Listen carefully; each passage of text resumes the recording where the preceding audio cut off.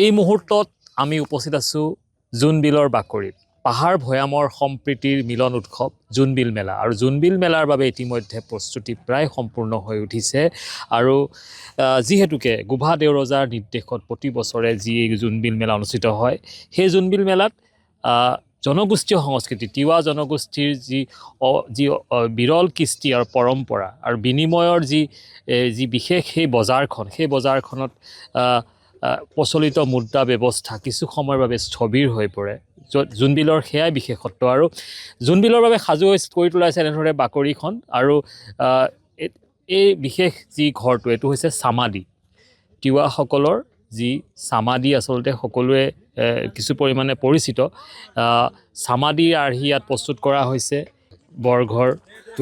টঙিঘৰ আদি বিভিন্ন ধৰণৰ ইয়াত যি তিৱাসকলৰ যি দৈনন্দিন জীৱনশৈলী সেই জীৱনশৈলীক উপস্থাপন কৰিবলৈ বিচৰা হৈছে যিহেতুকে জোনবিলৰ প্ৰতি সকলোৰে যথেষ্ট আগ্ৰহ আৰু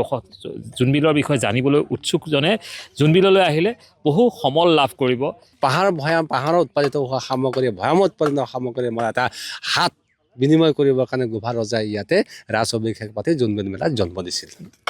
কমেও 600 বছৰ 1400 শতিকা হ'লেতো এতিয়া 600 বছৰ আপ হৈ গ'ল নহয় জানো গতিকে প্ৰথমতে চনাই বিল বুলি কৈছিলে চনাই মানে হৈছে জোন পিল মানে হৈছে বিল লাহে লাহে চনবিল হাত হ'ল চনবিল হাত আছামিজ হ'লে জোনবিল হ'ল এতিয়া জোনবিল নামটো পপুলাৰ নাম হৈছে অকল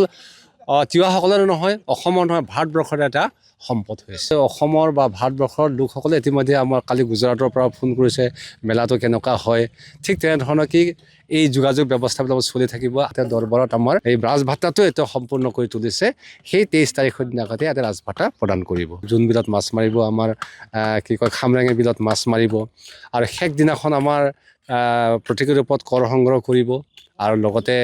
আমাৰ তিৱা ভাষা আৰু অসমীয়া ভাষাত কবিতা পাঠবিলাক হ'ব ধন্যবাদ আৰু